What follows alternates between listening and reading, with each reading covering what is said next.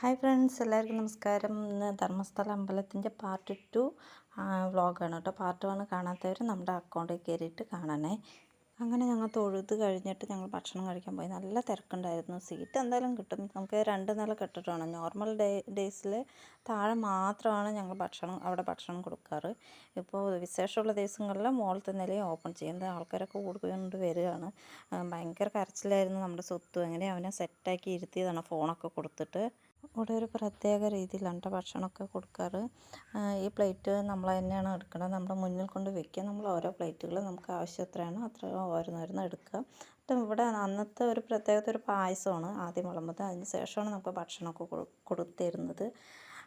ഞങ്ങൾ ഭക്ഷണമൊക്കെ കഴിച്ചിട്ട് പിന്നീടാണ് ഞാൻ പോയ ഉദ്ദേശത്തിന്, നമ്മുടെ ഉദ്ദേശം വേറെ ആയിരുന്നല്ലോ, അപ്പോൾ ആ ഉദ്ദേശത്തിന് പോയത്, ആ കാര്യത്തിന് പോയത്. അതെന്തെല്ലാം പാർട്ട് 3 കാണിക്കുന്നതാണ്. അപ്പോൾ മിസ് ചെയ്യാതെ കാണാൻ കേട്ടോ.